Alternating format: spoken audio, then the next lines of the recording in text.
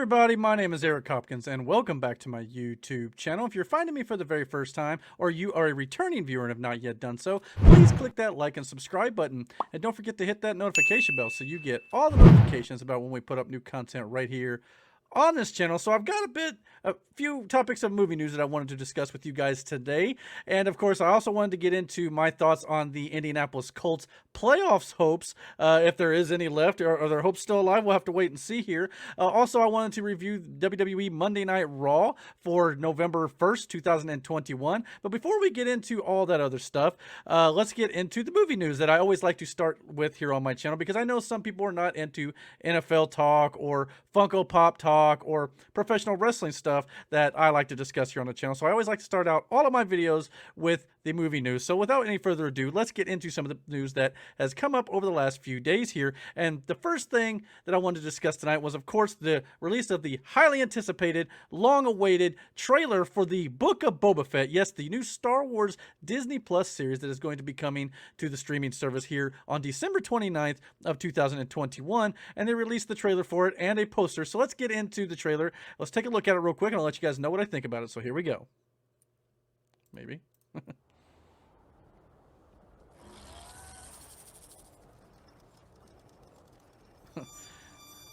I am not a bounty hunter.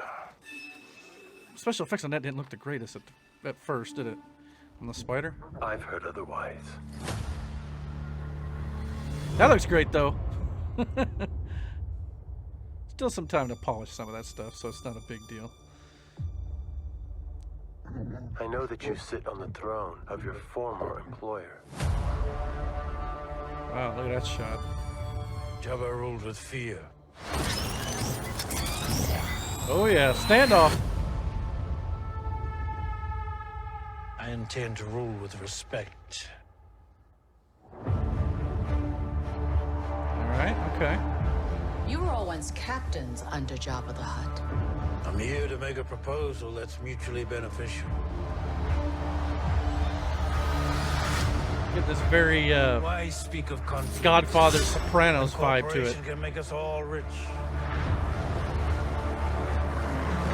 Love that shit. What prevents us all from killing you and taking what we want?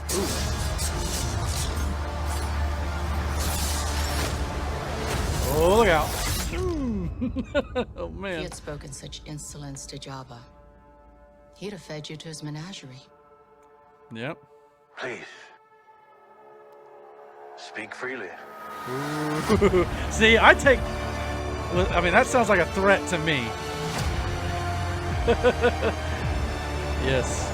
I love that theme song, too. That song that they had at the very end of the Mandalorian post-credit scene. I think that's very, very cool. Yeah, I'm definitely very much looking forward to this. I don't know what you guys think, but I know that I, for a fact, am looking forward to anything and everything that Star Wars has coming out here in the near future. And, of course, this poster was released alongside the trailer as well. And all this just looks great. I mean, like I said during the trailer reaction, I feel like this has got a very Sopranos, Godfather, Mafia-style vibe to it. And I think it could be very cool to see what Boba does on that throne. Obviously, toward the end there, he's like, speak freely. Could that be, him actually wanting to be different than Jabba? Or is that him actually threatening them, like, go ahead, speak freely, see what happens. So we'll have to wait and see. I kind of got this feeling they're going to turn him into a little bit of this anti-hero a little bit. Not totally sure about that, but I kind of want to see him stay on the bad side of things, so to speak, on the underworld side of things. So I'm sure they're going to do Boba Fett justice, but I can't wait to see where this goes, especially since we're not getting The Mandalorian Season 3 till probably at least later in 2022, if not early 2023 at this point. This is kind of acting as The Mandalorian 2.5, 2.5, in between Mandalorian Season 2 and Mandalorian Season 3. So this is at least continuing that storyline that started in The Mandalorian Season 2 with the return of Boba. And there was a couple shots in this trailer. One of them looked like some sand people and a sandstorm, so I kind of wonder if maybe we're actually going to finally see Boba Fett escaping the Sarlacc pit. I hope that that's what we actually... I want to see that actual scene of how it happened and how he was able to escape and free himself and survive, of all things. So, I mean, it would be interesting to see maybe how Cobb Vanth... I mean, we saw kind of how he got the armor of Boba Fett in The Mandalorian Season 2, but not exactly how Boba lost the armor. So that would be interesting to note as well if we get to see that in this series. But I trust Star Wars. I trust Lucasfilm. I know that a lot of people have had their criticisms of Lucasfilm, especially when it comes to the sequel trilogy and things like that. But everything they've done on television up to this point, for the most part, has been top notch outside of maybe Star Wars Resistance. It was a little bit of step down in the animated department compared to Rebels and Clone Wars and The Bad Batch, in my opinion. But I think that everything that they've done so far in live action on television, which is a small sample size, definitely for sure. But I'm very much looking forward to seeing what they're going to do, and I have all the faith in the world in their abilities, especially if Dave Filoni and Jon Favreau are behind it, just as they are with this series and The Mandalorian. But the real question here is, guys, what do you guys think about the fact that the Boba Fett trailer for the Book of Boba Fett was released yesterday? Please comment below. Let me know what you guys thought of that trailer. What are your thoughts on the series as a whole? And definitely let me know what you thought of that poster. Comment below and let me know your thoughts. All right, so with that being said, let's move into the second item that I wanted to discuss here tonight. And that is, of course, that speaking of Star Wars and animated shows for that matter, it appears there is a rumor going around that possibly we could be getting some more information about a new animated show, maybe even on Disney Plus Day on November 12th. I was kind of surprised that they didn't hold off the Book of Boba Fett trailer until that day, but apparently they may have some other goodies to show us on that day, and this could be one of the announcements that they're going to be talking about. So let's get into this rumor here. This article comes to us from The Direct, and let me pull it up a little bigger here. All right. Star Wars Darth Maul animated show featuring Paul Bettany reportedly in the works. After the mixed reception of Disney's Star Wars sequel trilogy, Lucasfilm found new direction and success through both live action and animation on Disney Plus. While Star Wars animated series like Star Wars The Clone Wars and Star Wars Rebels were popular with fans before Disney Plus and filled in gaps left by the films, the live action films themselves didn't always return the favor. That all changed with Lucasfilm's first live-action series, The Mandalorian, which has brought animated characters into live action, and vice versa in 2021's newest Star Wars animated series for the streaming service in The Bad Batch. Now that Lucasfilm has found a rhythm in utilizing both mediums, the studio intends to keep the trend going with a new series starring a former apprentice and an actor with a background in both Star Wars and the MCU. According to Cinelinx, so take this with a grain of salt right now, but according to Cinelinx, a new Star Wars animated series is in the works, which will focus on the iconic Star Wars villain, Darth Maul. Now, we got a lot of Darth Maul. For those of you who have not seen the animated shows of Star Wars, the Clone Wars and Rebels, and the Bad Batch as well, Darth Maul did not die in Episode 1, The Phantom Menace. In canon, Darth Maul survived that, and if you want to know more info on how and why and all that good stuff, definitely check out Star Wars, The Clone Wars, and Rebels. That's where his story continues, and it appears we may be getting even more Darth Maul, even though we've seen a lot of him in recent years in those animated shows. In addition to the reports that the Star Wars voice actors like D. Bradley Baker and Matt Lanter were recording for Lucasfilm Animation, D. Bradley Baker obviously does all the voices for the clones in the Bad Batch, and as well as Matt Lanter, he does the voice of Anakin Skywalker in the Clone Wars. So it's interesting to note. That list also included Sam Witwer, who has been voicing Darth Maul since the Clone Wars. So all these people have been listed for recording at Lucasfilm Animation. Why? Well, maybe this could be the reason why. This report also suggests that the new series would focus on Maul before he ran the Crimson Dawn crime syndicate featured in Solo, a Star Wars story, and that WandaVision's Paul Bettany is expected to reprise his role as Dryden Voss from the 2018 film. Despite his limited role in 1999's The Phantom Menace, Darth Maul proved to be incredibly popular with fans. Fortunately, Lucasfilm was able to continue his story via animation in the Clone Wars, which not only showed how he survived his duel with Obi-Wan, but also his connections to various crime syndicates. Maul returned to live action in Solo, a Star Wars story, where he was revealed as the leader of the Crimson Dawn syndicate, in which Paul Bettany's Dryden Voss was a high-ranking member. The connection between the two characters was confirmed again in the final season of the Clone Wars, where Maul instructs Bettany's Dryden Voss and others to go into hiding just before Order 66 and the start of the Galactic Empire. Even though Maul's post-Phantom Menace life has been a full one, and Star Wars Rebels fans know how it ends, there are still gaps in his story leading up to his Solo cameo. And the same can be said for Dryden Voss, who Paul Bettany has actually expressed interest in returning to that character.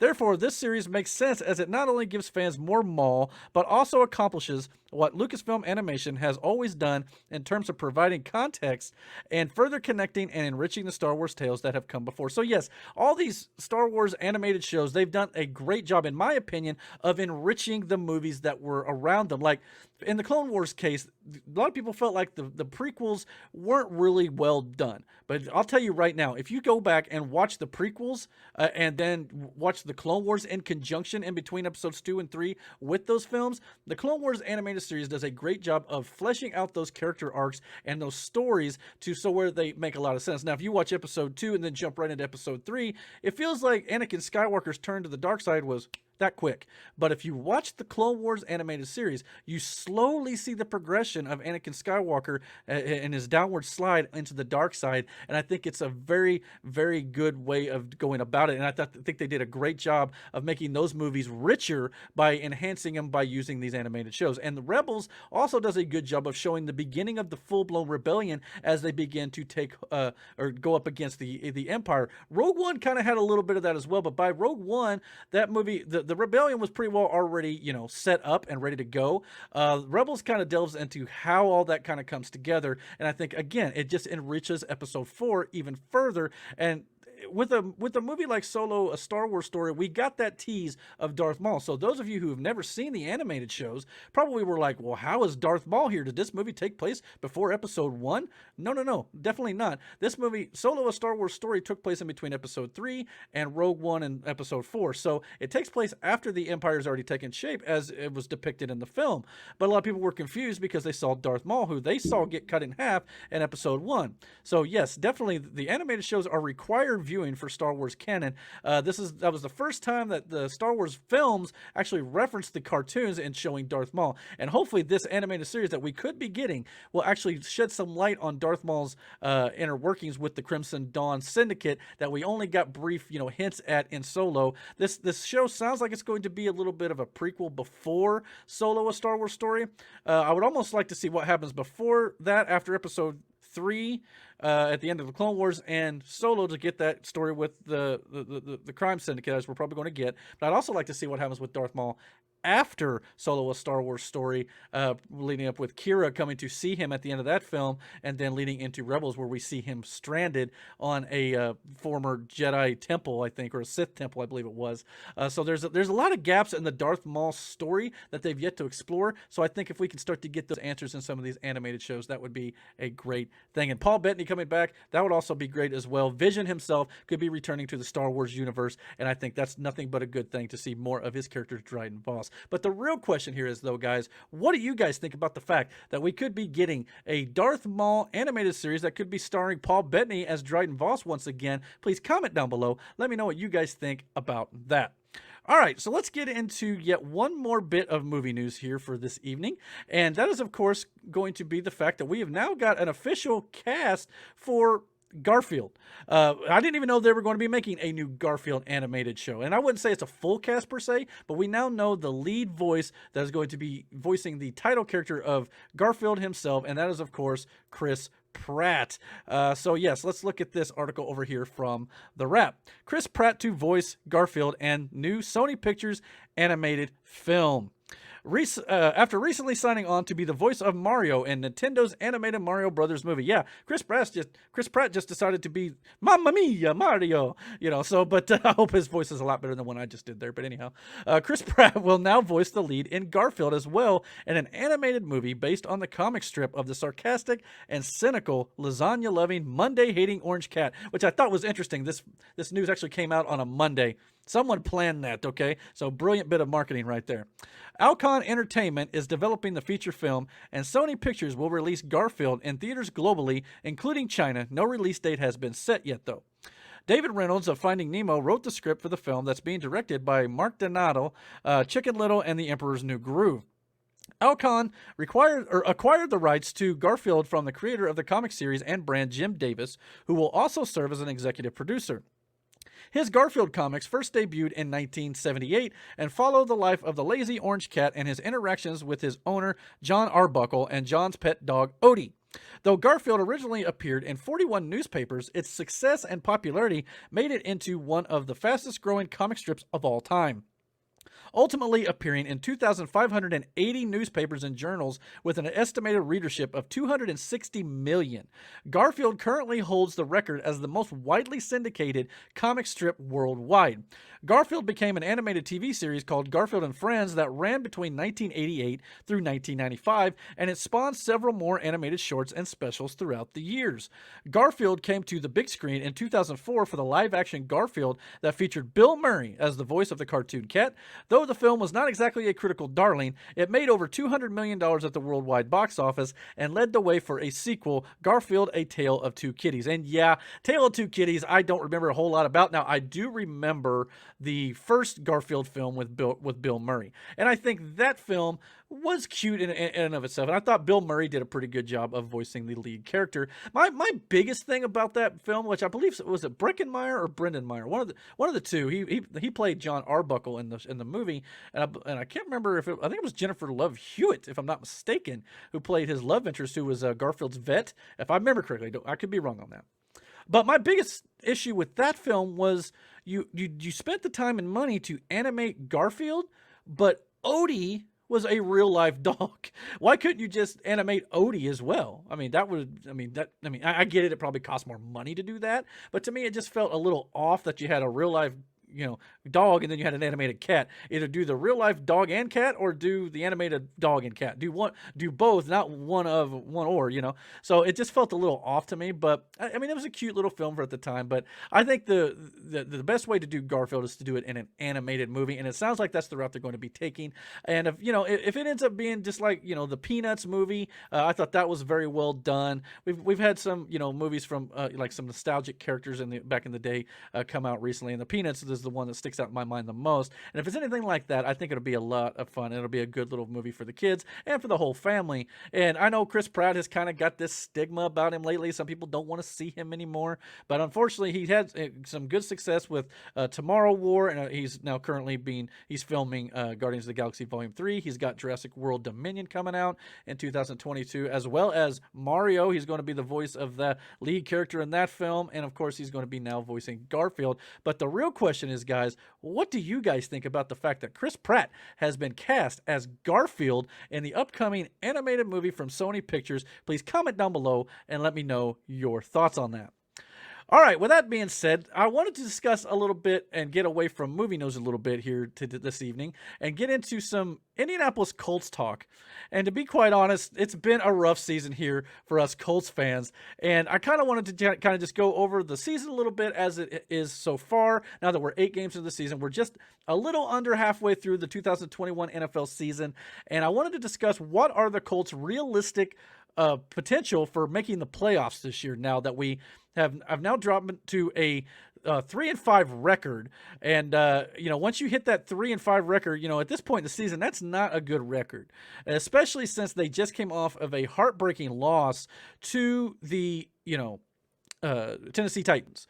So, I mean, looking at this schedule here, I mean, obviously we started off the year rather, with a tough schedule at that. So it didn't help matters. And we had all sorts of injuries here on the offensive line, the quarterback, you name it, we had injuries. So the fact that we were able to be in some of these games, to me, is a testament to the will of this year's team. Losing to the Seahawks, the Rams, and the Titans, going 0-3 to start the season. Rough. All 3 teams are probably playoff caliber teams. So, I mean, if nothing else, that's nothing to shy away at. I think if nothing else, that just goes to show this team, the Colts team that we have, is a pretty solid group, if you ask me. They actually show a lot of heart and a lot of grit. But then they win against the Dolphins. They played a really close game against the Baltimore Ravens, the game they should have won, but they did not win. Then they take care of business against the Texans and the 49ers, and then they had a must-win game this week against the Tennessee Titans, which now it's doom and gloom across Colts Nation right now, because everybody feels like, well, there's no way we can win the division, because by losing to the Tennessee Titans, the Colts dropped 3 games back in the division, which means that their chances of winning the division and making the playoffs as a division winner are slim to none at this point, unless the Tennessee Titans completely collapse. Now, I'm going to say this up front. I don't wish injury on any player. I hope nobody gets hurt, and I hope everybody still stays healthy. However, Derrick Henry did get hurt in the Colts game here, and it sounds like he's going to be out for the next 6 to 10 weeks. I believe he's had to have surgery on his foot. So could that mean the Tennessee Titans may lose some games coming up here? Very possible, especially if some teams decide to play their pass and their running game isn't as efficient as it was under Derrick Henry. There is a possibility the Colts could still climb back in the division with 9 games left, with only a 3.5 games deficit behind Tennessee. So that's possible, but it's an outside shot. So what are the Colts' chances of a playoff run at this point? Right now, our next game is on Thursday against the New York Jets, and the Jets just played a very good game against the playoff position Cincinnati Bengals right now, and their quarterback Mike White looked like a Pro Bowl quarterback this game. So he's going to be coming into Indianapolis, and we're going to see him. So, but if the Colts can beat the Jets, and then we got the Jaguars the following week, and then we've got a couple tough ones, the Bills and the Buccaneers back to back. Those are probably going to be losses possibly. But the Colts have been playing some good teams very, very well. So just because they're tough games on the schedule does not mean the Colts can't win. We've just got to figure out a way to close these games out when we get leads, like we did against Tennessee, like we did against the Ravens. Those types of games, we've got to figure out ways to close them, like we did in the Houston Texans game.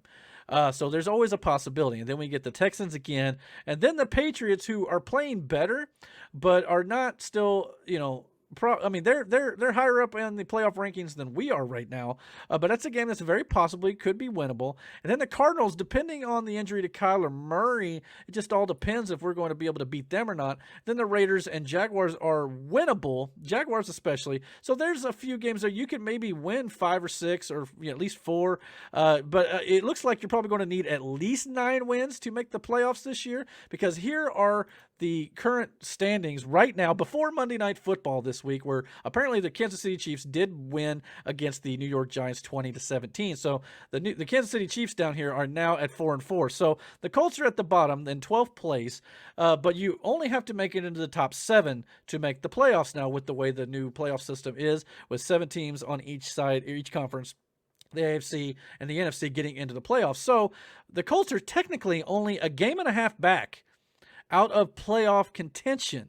So I know what you're all saying, playoffs? I mean, come on. I mean, I get it. A lot of Colts fans right now are very disheartened, and I understand it. I mean, as a Colts fan for, a good, I don't know, what has it been now, 16 years since I've been a Colts fan, I've seen the ups with Peyton Manning, and I've seen the downs as well, and I get it, and I totally understand there's a lot of expectations with this team, especially with Chris Ballard and Frank Reich, and I know a lot of people are not happy with Frank Reich right now. A lot of people are not happy with Carson Wentz right now. I feel like, personally, though, Carson Wentz is not as big of a problem as some people like to make it out to be. Carson Wentz, yes, he threw some interceptions in this game toward the end of the game, but to me, if I'm going to place blame on anybody more right now, and he took responsibility for it this week, and that is Frank Reich.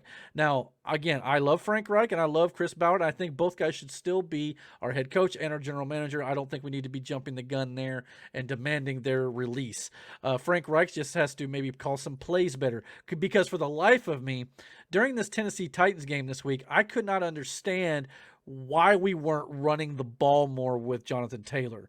We started the game and we were running the ball pretty well. Then all of a sudden it just felt like all we did was pass the ball. Yes, we kind of got into a bit of a game there with the Tennessee Titans, but if Jonathan Taylor was running well, why couldn't you run him toward the end of the game? Especially, well, at the end of the game, I get it. You kind of needed to tie the game to get into overtime. But in overtime, when you won the coin toss and got the ball first, why couldn't Jonathan Taylor run that ball more and get us down the field for field goal range? For whatever reason, there were just some play calls that Frank Reich, didn't do a very good job with, and that's been his criticism from fans all year long. Can we possibly make the playoffs with some of these teams? Absolutely. I mean, the Chargers the other day didn't do a very good job. The Steelers are kind of up and down at this point. The Patriots are the same way. The Browns, if their injuries continue, who's to say the Browns are even going to make the playoffs at this point? I think if they get healthy, they will. But the Broncos and the Chiefs, both of them are shaky at best right now. The Colts only got to do is win a few games here and have a few of those teams drop. And if that's the case, we're in the wild card hunt. And that's really all you need to have to get, to get to the playoffs. And of course, as long as you win those games in the playoffs, it doesn't matter what you did in the regular season at that point. Now it's going to be tougher to win the division, no doubt, because Tennessee is now sitting at the number 1 seed due to their win over the Colts. So that's going to be a little bit tougher to do. But again, who's to say the Titans don't drop a few here and there? I don't know who all they play the rest of this year, but definitely possible. So I just think, sir, for some of us Colts fans, maybe we just need to maybe take a step back and just kind of take a breath. And I know everybody wants to have somebody to blame right now because the Colts are not where we want them to be. But I think if we just give them some time, maybe, just maybe, they may surprise us. And maybe they go on a run. Maybe they win 4 or 5 straight. And who's to say we don't make the playoffs at that point? So all I'm going to say is let's preach a little bit of patience when it comes to that. All right, so with that being down, let's get into our final segment of the show this week, and that is, of course, our Monday Night Raw review for November 1st, 2021 here. I know some people don't prefer to listen to Pro Wrestling Talk, so if that's the case, go ahead and check out now, and I hope to see you guys next time right here on the channel. But for those of us who do enjoy pro wrestling, let's get into this week's Monday Night Raw episode. There was a big video package that opened up hyping Becky Lynch versus Bianca Belair. In the back, Bianca Belair admitted to Sarah Schreiber that she was not ready for Becky Lynch at SummerSlam after preparing for Sasha Banks, and that's why she lost in 26 seconds. She said she was still excited to face Lynch until she was suddenly without her title after those 26 seconds. The experience made her stronger. While Becky Lynch has lost sight of what it takes to be champion, Becky Lynch couldn't stand that Belair rose to the top while she was out. Belair put over the magnitude of this match. So I thought Bianca Belair did a really good job of talking about why this is important. Because they're starting the show off with the Raw Women's Championship, Bianca Belair versus Becky Lynch. Now, a lot of people going into this match felt like the reason why they're even doing this match is so that Becky Lynch could drop the title, so Becky Lynch doesn't have to face Charlotte Flair at Survivor Series and the Women's, Championship, cross-brand, matchup there because of what happened on Smackdown about a week and a half ago, where Charlotte and Becky clearly had some issues with each other, and in the backstage area apparently they got into a bit of a shouting match with each other, and so many people thought they were going to drop the title to Bianca Belair here so Becky wouldn't have to face Charlotte. Well, apparently they decided to, roll with it at this point. And to be honest, the drama going into this Survivor Series match could be interesting, no doubt about that. After Bianca Belair entered the ring, Lynch told Schreiber that Belair only rose to the top because she wasn't around to stop her. She was doing push-ups the day after she gave birth, and nobody understood how hard it was to be her. People didn't appreciate her, and that motivated her to beat Belair again. So, yeah, I mean, ever since Becky Lynch came back at SummerSlam, Becky Lynch has had Bianca Belair's number. She beat her at SummerSlam in record time. Then she beat her at Crown Jewel. Of course, Sasha Banks was in that match as well. And now we got Becky Lynch once again during this match defeats Bianca Belair to open up the show on Monday Night Raw to retain her Raw Women's Championship in an 18.5-minute match. Oh boy, I'm so glad to see this. This is something that I've been ranting on for months, feels like, here on the channel. That Monday Night Raw and Smackdown have not been having long wrestling matches on their show. And when you've got a match like this match right here, should have been the match that they had at SummerSlam. I understand they were trying to go for the shock value of the whole thing with the 26 seconds, but that made it feel like that Bianca Belair didn't deserve to be in that upper echelon in the women's division. This here, Becky Lynch and Bianca Belair had a fantastic match with each other. This match went 18.5 minutes, and it was fun to watch. This was good pro wrestling. And I give WWE a lot of flack lately, but I'm going to give them all the props in the world here. I thought this was absolutely outstanding. These two women, just tore the house down. The crowd was into it. Very good match. It was just great. The only thing I would complain about a little bit would be the finish, because WWE and their finishes, this is not the most egregious finish we're going to see tonight, so I'm not going to complain about this too much. I think that both these women did an outstanding job wrestling. They had some good chemistry together, all that sort of stuff. Belair used a press slam and tried a moonsault, but Lynch got her knees up. Lynch followed with the manhandle slam, which looked great, by the way. Her version of the rock bottom, absolutely great. But Belair got a rope break at 2 count. Lynch went after Belair on the outside, but Belair dropped her on the announce table, which drew a 2 count in the ring. Belair followed with a glam slam for another 2 count. Belair got Lynch on her shoulders for the kiss of death, the KOD, but Lynch yanked off the top turnbuckle cover before slipping out. Lynch then pushed Belair into the exposed turnbuckle and rolled her up for the pinfall win, which is interesting because it happened right in front of the official. Didn't do anything about it, just kind of, let it happen, which we got another incident like that a little bit later, which we're going to get into. But Becky Lynch, rolls up Belair for the win. Typical roll-up finish, but I'm not going to complain because at least it was a finish. I don't know how many matches we've seen on Monday Night Raw as of late where the finish just doesn't come. We get a DQ, a distraction, which we get some of those tonight as well. But for this one match, and even in the next match, we get a DQ. But I feel like that DQ was warranted when it comes to the storytelling. This here was great because we got a finish. I don't necessarily care about the fact that Bianca had to get shoved into the the exposed turnbuckle to kind of protect her. Be like, oh well, that's why she lost.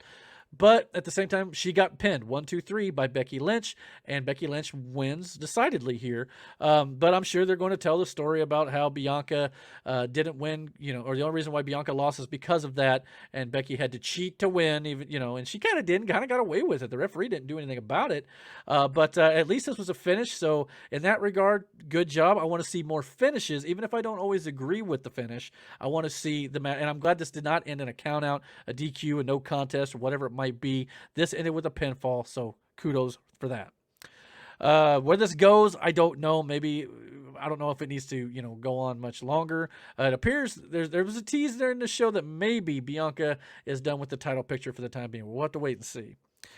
Kevin Patrick interviewed Rey Mysterio and Dominic Mysterio. Rey thought Austin Theory was talented, but he was also disrespectful. Rey was proud of how Dominic stepped up to him last week. Of course, he lost, I think. Theory showed up and threatened to take a selfie with Rey after he beat him, just like he beat his son. Dominic told him to show some respect. Rey said Theory wasn't the first person to try to make a name for himself at his expense, but he would show why those other names have faded away while the Mysterio name has remained all this time and still remains to this day. So that led to Austin Theory versus Rey Mysterio that went another 10.5-minute match. Be still my beating heart. I mean, what's going on? We're getting wrestling on Raw. Great. I don't know where this has been, but great. I'm glad to see this. I want to see more of this. Now, again, this finish, not a fan of the DQ part of it, but it made sense narratively. Let's talk about it. Rey dropped Austin Theory on the middle rope, and Dominic punched Theory in the face before Rey was able to hit his 619. Now, there was a spot earlier in the match where Rey Mysterio was on Austin Theory's shoulders, and Dominic on the outside swung Rey's legs around so he can hit a DDT right in front of the official. The official saw it, admonished Dominic, and didn't throw him out, didn't do nothing, just let it happen. Now, granted, Dominic didn't touch Austin Theory. He touched his dad's legs, but in doing so, it hurt Austin Theory. So to me, that was enough to warrant a disqualification, but the referee was using his discretion, I suppose, and let it go. But this time, though, when Dominic punched Theory in the face, the referee didn't really see it, but his back was close enough to it where it sounded like he heard it, because then he's like, what did you do? And then he just calls for the DQ here and DQs Rey Mysterio and gives the win to Austin Theory here. Yeah, the replay made it seem like the referee missed it. Absolutely, no doubt about that. But he noticed what happened, so at least he didn't look like a complete idiot. They were having a pretty good match until this finish. The crowd got into it. The obvious story was that Dominic inadvertently cost Rey the match. Rey was disappointed, but embraced him because he's a loving father. The only reason I'm okay with this DQ is because it does play into the overall storytelling of the dissension between Rey Mysterio and Dominic Mysterio. And Austin Theory gets 2 wins to start his, I think he beat Jeff Hardy a few weeks ago. But anyway, so he gets a few wins to start his main roster run. So good. At least the NXT call-up is not getting beaten every week. So that's a plus. And the Rey Dominic thing, that dissension between the two of them has been going on for months now, since going all the way back to when they were on Smackdown. So I got no problem with that. That's why I'm okay with this DQ. I've said here many times on this channel, DQs are fine, but just don't do them every single week. But they do it a lot here, and I believe we even got a few more here on this show before we get to the end of it. But yeah, so I mean, they just need to dial it back a little bit and give us more clean finishes and not some of these screwy finishes. Even the Bianca Belair match and Becky Lynch match at the beginning of the show was a bit of a screwy finish. I want to see just straight up winners and losers. We don't need to say, oh, well, there's a reason why she won, or, oh, well, they cheated, blah, blah, blah. Just give us wins and losses. And for those people who lose, build them back up. For those people who win, continue to elevate them, much like you're doing Damian Priest, which we're going to talk about here in a little bit. Then we had a Seth Rollins, Big E, Kevin Owens segment. This is where the show started to get a little bit worse for me. Rollins entered, proudly holding his contract for the title match that he won during the Fatal 4-Way ladder match last week, which I didn't get a chance to do a review of Raw on this channel last week, so I want to tell you about my problem with that ladder match right quick. And that is because the 4 men in that match, I believe it was Rey Mysterio, Kevin Owens, Seth Rollins, and there was a third guy too. I can't remember who it was off the top of my head. But anyway, all 4 of the combatants in that match, losers in storyline. Great wrestlers, and they are all talented, no doubt about it. And I want to see them, be used properly. However, putting them in a number 1 contendership match after the fact that they all either lost in previous weeks or have done nothing for months, like Kevin Owens, who's always been doing talk show segments on SmackDown. Why did any of them deserve a chance to be the number 1 contender against Big E's championship here? Nobody did. And unless there's a reason for it, there's no reason for them to be in that match, so you shouldn't book it that way. They should be building up their wins and getting themselves merit before. Now, yes, I know they ran through their accolades and they're former this champion or former that champion. Rey Mysterio's a future Hall of Famer, blah, blah, blah. But what have you done for me lately? When it comes to earning a title opportunity, if you haven't done anything in a long time, just because Jeff Hardy is a former world champion does not mean he deserves a title opportunity because of his past. It's because he's good and he earns it now. But that was my biggest concern with it. But Seth Rollins, who just lost a couple weeks ago on Crown Jewel against Edge, he gets the opportunity by winning even though he lost that match. Where was Edge? Why can't Edge be in that feud? Probably because Edge is kind of a bit of a part-time schedule right now, and I get the reasons for it, but at the same time, if anybody narratively deserves a title shot, it's Edge right now. He's the one who's been getting the wins. Big E interrupted Seth Rollins. He said he came out last week to congratulate Rollins, but instead of getting a handshake, Rollins laughed in his face and slinked off like the Pink Panther. Kind of Big E comedy, New Day stuff, no doubt. Big E's aunt told him not to let that strange man bother him. Again, New Day stuff. Rollins put over his wins over Bobby Lashley and Drew McIntyre, but said Big E was still not on his level. Rollins suggested Big E give him the title so he can go back to his loser friends and be a joke like King Woods and Kofi Mania. Big E then told him to respect the King and respect one of the greatest moments of WWE history, Kofi Kingston winning the title at WrestleMania. Yes, it was a great moment. Big E's winning was a great moment too. The problem with Kofi's, though, is they ruined that moment a few months later when Brock Lesnar destroyed him in like 9 seconds. So again, it's kind of the Bianca Belair situation all over again. Everything they did to build up Bianca was torn down in one instance because they couldn't hold their own against a quality opponent. And that sucks because they deserve better than that, in my opinion. But yeah, good for Big E sticking up for his friends here, no doubt. Big E suggested they wrestle for the title tonight, and the crowd popped big for that, as they always do, of course, because the crowd wants to see, the big match. Rollins asked the crowd if they really wanted to see that, and they did the yes chants. Rollins said he wasn't 100% after competing recently in both a ladder match and a Hell in a Cell match. Kevin Owens interrupted. Owens said that everyone wants to call themselves the face of Raw, including Seth Rollins and Big E. He called Big E a great champion, while Rollins was a delusional dumbass. Not wrong. Belair and Lynch also made that claim, but everyone was forgetting about his handsome face. So why is it everybody's got to be the face of the show now? Big E's got to be the face of the brand. Belair, Lynch has got to be the face of the brand. Charlotte on SmackDown says she's the face of the company. I get you. Everybody wants to be the big dog and wants them to acknowledge them, much like Roman Reigns. But, I mean, isn't this supposed to be a team effort? I mean, everybody's supposed to help put everybody else over and not just, hog the spotlight. I get you want to be the biggest star in storyline. That's great. But it's just interesting how we're all saying, well, I'm the face. No, I'm the face. No, I'm the face. So, interesting. Owens said that Rollins might have won last week, but all anyone was talking about was Owens' performance. Owens said he would always keep fighting and would always give the fans something to remember. Owens suggested he face Big E for the first time ever tonight on Monday Night Raw.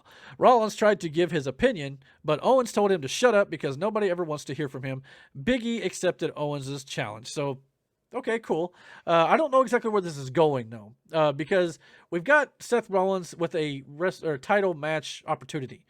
But if Survivor Series is coming up in a few short weeks here, aren't we getting Big E versus Roman Reigns, or are we just not going to do that? Are we not doing Becky Lynch versus Charlotte Flair for, the brand supremacy as they always do? If that's the case, I'm perfectly fine with it. I was under the impression that's what we were getting this year. But if not, great. I hope they don't do that personally. I don't think that the Survivor Series always has to be about brand supremacy because it's an overused trope at this point. Back in the day when Survivor Series was, in my opinion, better than what it has been in a lot of years now, it was never about, who had the better brand. It was just about, 5-on-5 matches, or whatever. And then, we'd have a title match or an Intercontinental or whatever. You don't have to do Raw versus SmackDown. And to be honest, to see Roman Reigns versus Big E right now, unless you're going to do yet another screwy finish, I'd rather you just don't do the match because that probably means Big E's going to lose and Roman's going to win, and we don't need to have any of our champions losing, really, even though that's another nitpick I have of WWE lately, and we're going to get that again. We had it on SmackDown. We're going to have it again by the end of this review. Earlier today, Queen Zelina and Carmella were getting along swimmingly in the back. They bumped into Rhea Ripley and Nikki Ash. Zelina gave Nikki a backhanded compliment about her mask. Ripley and Nikki didn't appreciate that, and this led to a match being set up. Zelina apparently spoke in an English accent again, so okay. This led to the Queen Zelina and Carmella match when they defeated the women's tag team champions Rhea Ripley and Nikki Ash in a non-title match. Again, at least it was a relatively long match. It wasn't quite 10 minutes, but it was longer than 2 minutes for a women's match. So again, improvement in the match category. So I'm glad to see that Raw is taking that more seriously, especially when you got 3 hours to fill.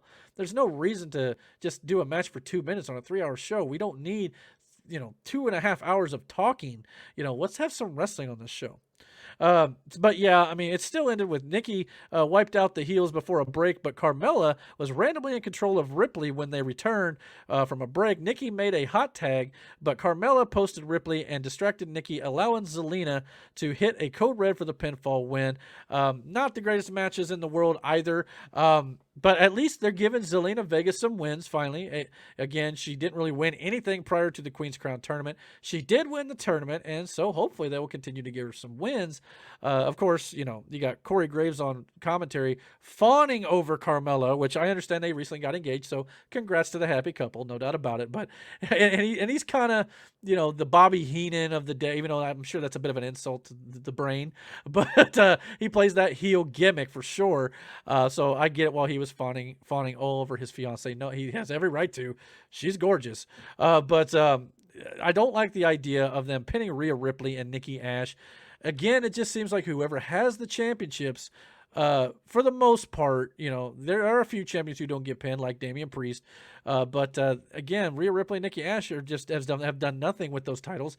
There's no sense in having these titles on the show because everybody who holds them are losers. They win the belts and then they lose every subsequent match after that. So there's no point in continuing to do this. So I got a feeling Queen Zelina and Carmella are going to win these belts at some point because that's what we do. We beat the champs and we put the titles on somebody else, and then we beat those champs and put the titles on somebody else, and it's a vicious circle that just keeps going and going and going.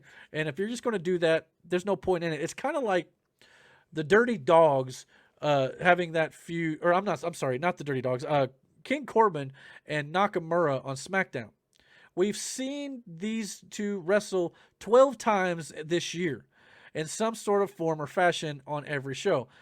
At what point, where is this going? Are these guys just wrestling because they like wrestling together, or they're good chemistry? What is it? At some point, the story it goes nowhere, and it makes it no sense in continuing to do it if it doesn't have an end point and where it's going to go narratively. And it just seems like they're just throwing stuff at the screen sometimes. Like, all right, this is a match.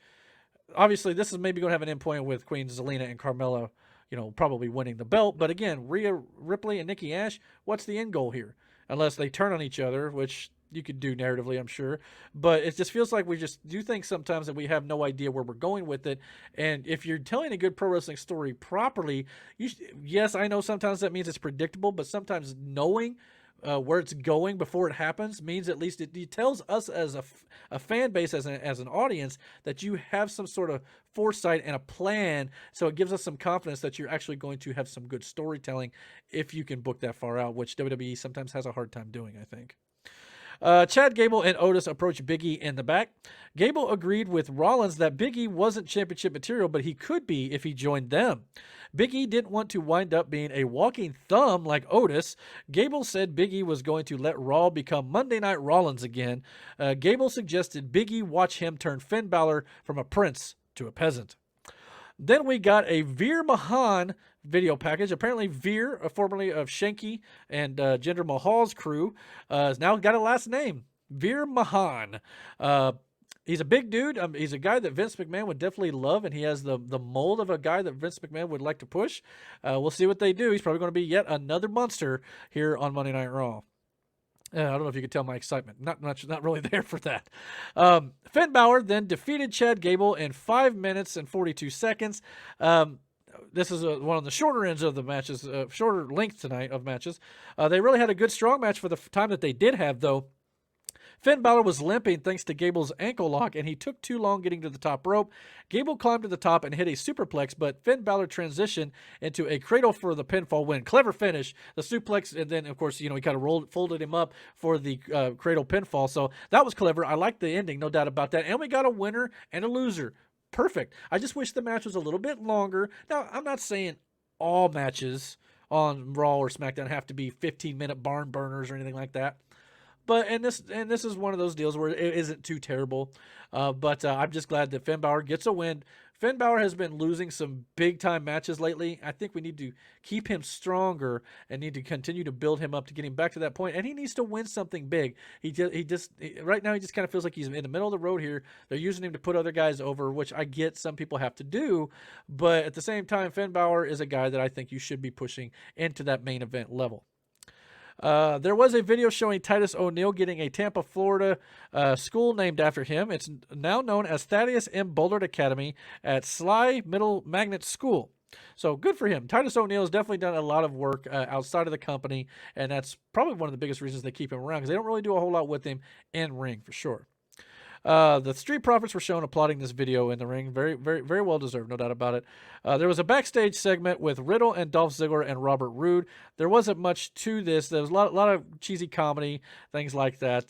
But yeah, we're going to have a match with the Dirty Dogs against the Street Profits. Another long match, though, 11 minutes.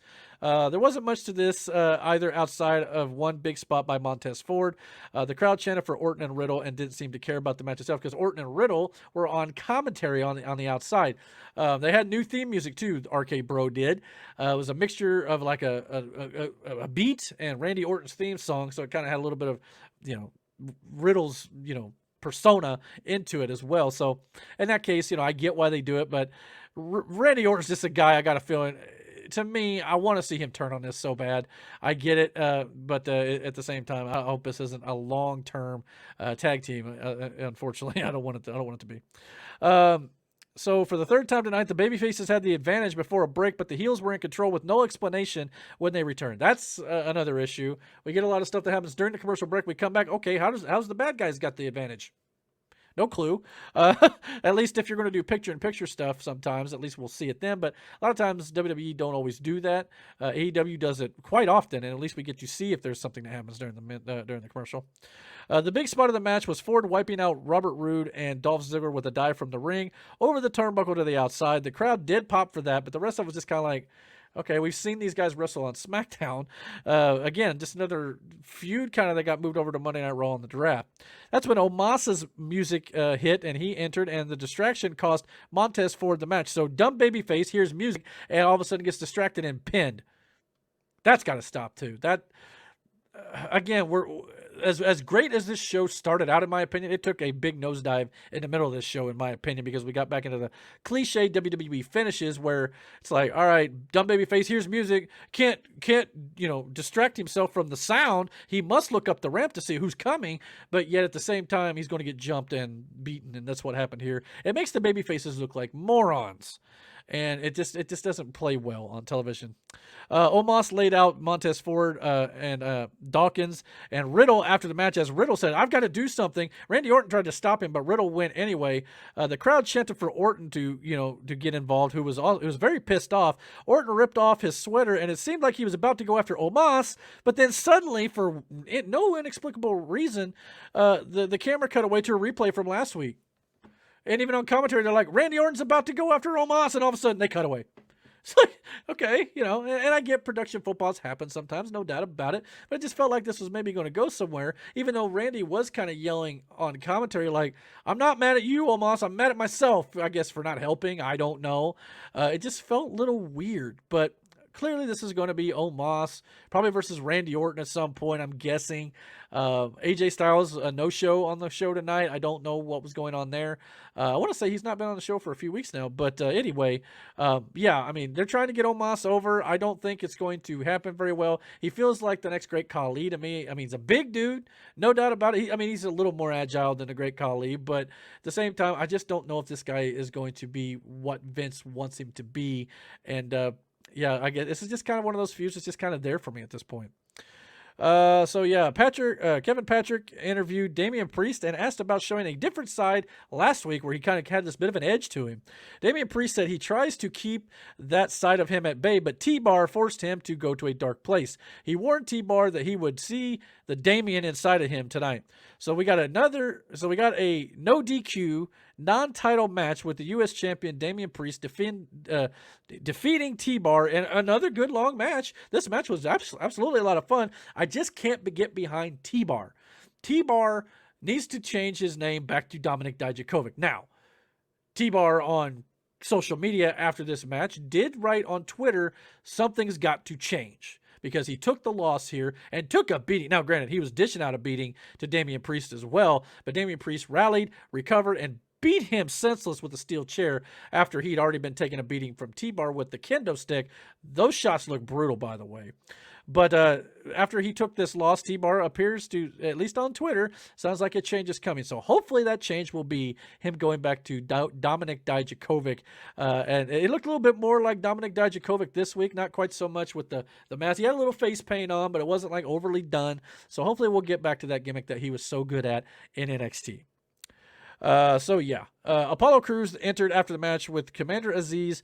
Crews said he would soon beat Priest for the U.S. title. So Apollo Crews went from one mid-card title to the other, and after having 22 matches with Shinsuke Nakamura earlier this year, check out my last show where I detail that feud. It's like, why have we had that many matches between Shinsuke and Apollo? I don't know. I hope it doesn't become that long of a feud here with Damian and Apollo. But once or twice, fine. No, nothing wrong with it. Apollo's definitely a good talent and a great athlete. So hopefully these guys will have a good match at some point. Reginald approached John Morrison as he meditated in the back. What is going on with this John Morrison meditation stuff? I don't know. Truth and Tozawa tried and failed to attack Reginald. They blamed Drake Maverick's plan for not being very good. Now, it's funny how on commentary they're constantly telling you, go vote for The Miz on Dancing with the Stars. Go vote for The Miz so he doesn't come back to Monday Night Raw. They don't want him to come back. Well, sorry to break the news to everybody, but Miz lost and got eliminated on Dancing with the Stars this evening. So The Miz is likely to return at some point. Will we ever get that promised match with Miz against John Morrison because of their breakup? We'll have to wait and see. But since then, John Morrison's just kind of been in the back doing his meditation stuff. It's been weird. There's really no direction for him, or no direction for this Reginald character. He's just running around away from R-Truth and Tozawa and Drake, and it's at this point, some of this stuff, it's unnecessary, and it really doesn't need to be on television. Sarah Schreiber asked Becky Lynch about using nefarious tactics to win. Becky Lynch dismissed the accusation and pointed out that half the crowd was booing her, even though they really weren't. They were all kind of cheering her, because they were fickle. So here we are again, using the old Daniel Bryan line, fickle. You guys are all fickle, so it's always the fans' fault. Can't determine what they want. They can't cheer. They can't decide what they want. No matter what we do, they're going to hate it, blah, blah, blah. I don't like that narrative because a lot of fans know exactly what they want. They know what is good pro wrestling, like myself. But at the same time, there are a lot of fans who will just rip on anything to be a troll. No doubt about it. However, I think most fans understand bad booking. They understand poor storytelling. And if the company is continuing to give that to you, they have every right to boo you for that. And in this case, they're trying to, present Becky Lynch as a heel when nobody wants to boo her. Kind of like Shotzi on SmackDown. They're trying to present her as a heel. Nobody wants to boo her. So it's just sometimes you try to force stuff as a company upon the fan base. And when the fan base doesn't agree with it and you don't like it, you want to blame the fans. A lot of that, you can say that about politics and things these days too. Just because you don't agree doesn't necessarily make them wrong. It makes just a disagreement. People see things differently all the time, which makes it hard to please fans, no doubt about it. But there are certain things to do in pro wrestling, and if you just do them improperly, like beating the champions all the time, there's no sense in that, and it's just bad booking. So let's see here. Lynch said that she was in a league of her own and Belair should step aside for someone new to step up. Liv Morgan appeared at that exact moment, but Lynch just walked away from her. So there's the tease. Everybody has been begging and pleading for this company to use Liv Morgan. Now, my only concern with this is again, she's not really won much of anything to earn a shot at the Raw Women's Championship. Now, again, it's a fresh face. That's great. I want to see fresh faces like they did Shotzi on SmackDown. However, you've got to narratively build it properly so that the crowd will care. Not just throw a person in there because, oh, they beat the champion, or, oh, there's a fresh face. Let's have a fresh matchup. This screams that Liv Morgan is going to probably lose this title match against Becky Lynch if she even gets it. And it'll just be, showcasing Becky Lynch all the more. And they'll be like, see, you wanted Liv Morgan? We gave you Liv Morgan. Now shut up. Move on. I hope that's not the case. I hope they give Liv Morgan her due because she does deserve to be highlighted all the more. But do it properly. Please do it properly. Build her up. Make me care. That's all I ask. But I have little faith that they're going to be able to do that. Elsewhere, Rollins offered to help Kevin Owens win tonight and offered him the first title shot when he beat Big E for the title. Owens acted flattered before threatening Rollins. Rollins told Owens to keep fighting while Rollins kept winning. So Owens basically said he wasn't going to accept, Rollins' help here, which is interesting because at least by the end of the main event, I thought they did a pretty decent job of selling that. WWE Champion Big E then wrestled Kevin Owens in a non-title match. Again, 12 minutes, 46 seconds. If anything this show did properly, it was longer matches. Great. I love that. This is very fun, hard-hitting. Both dudes did a great job. I thought it had pretty decent chemistry with one another. Owens, Big E fought back and hit an STO for 2. Owens tried a splash, but Big E got his knees up. There was a couple spots in this match where Kevin Owens did a senton and I believe there was a senton off the top. Both of them where he landed directly squarely on Big E's sternum with all of Kevin Owens' body weight. It looked like it sucked for Big E. I felt so bad for him by the end of the show. I bet that hurt so much because Kevin Owens is not a small man. Kevin Owens, not only that, a lot of times some of those senton stuff you kind of roll off to the side. No, he was hitting him square and directly, and he ate all of it with the whole 260 some pounds of Kevin Owens right on his chest.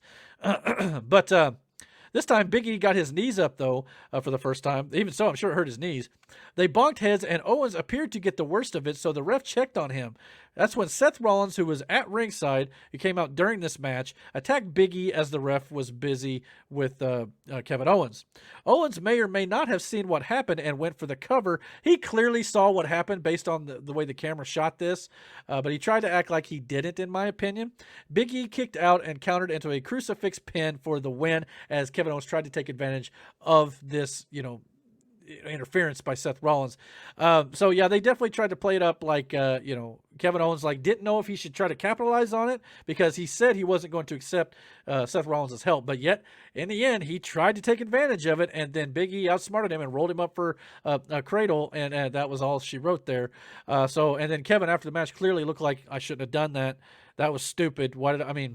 So it was hard. I don't know if we're going to be leading to a Kevin Owens heel turn. It looks like it again. But I'm not sure if I'm excited for that. But at the same time, it kind of played it off like he made a mistake. Like he kind of went back to his old ways a little bit. Like, okay, I saw him interfere, yet I tried to capitalize on it, even though I said I wouldn't and I shouldn't. So it was almost like he was conflicted here. But at the same time, after the match, Big E noticed on the replay that Kevin Owens saw what Seth Rollins did by punching him. Owens grabbed a mic and swore he didn't see what happened, even though he clearly was looking and debating whether or not he should cover him. Now they may play it off like he didn't quite see what happened, like Kevin said here, but to me he clearly saw what happened. Owens blamed Rollins and called him a stupid son of a bitch.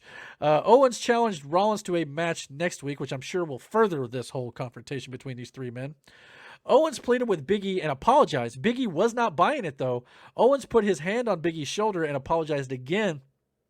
Big E grabbed him and gave him a big ending as the show went off the air. So, yeah, Big E definitely, everybody's going to be like, well, maybe he should have accepted Kevin Owens' apology. No. In my opinion, Big E is being very smart here. Because how many times has Kevin Owens screwed over the New Day before? There's been multiple times that's happened before on other shows and things like that. So, Big E, as a title, holder here, is being very, very smart and not trusting anybody. As the commentary put it out, he's in DTA mode. Don't trust anybody, much like Stone Cold Steve Austin used to do. Now, I wouldn't put him on Stone Cold Steve Austin's level just yet, but at the same time, as a champion, you have to always have your eyes in the back of your head and checking out who is going to be coming after you. And clearly, Kevin Owens, at least if nothing else, made a mistake and something he shouldn't have done. And Big E was very smart to not trust him here because he doesn't know where his allegiances lie. Like I said, Kevin Owens wasn't presented as a heel, but Big E wasn't presented as a heel, but Big E did come across like a bit of a douche considering how apologetic Owens was being. But again, this was just him not trusting anybody. So I don't think Big E's turning heel. If anybody, Kevin Owens is. But it'll be interesting to see where this dynamic goes. It's at least a bit intriguing to me, and it's better than a lot of the storytelling that Monday Night Raw has had in recent memory. And it's some fresh faces and a fresh feuds. So I'm at least intrigued. I've got a feeling we're going to probably be getting a triple threat match with Big E defending against Kevin Owens and Seth Rollins here coming up pretty soon. Maybe even a Survivor Series if they don't do the brand versus brand for supremacy like they've done in recent years past. But we'll just have to wait and see where they go. All right, guys. Well, that'll pretty much do it for me tonight here on the channel. I hope you guys enjoyed this episode of my stream here. And by all means, if you're finding me for the very first time, please click that like and subscribe button. And don't forget to hit that notification bell so you get all the notifications about when I put up new content right here on this channel. And until my next video, guys, take care.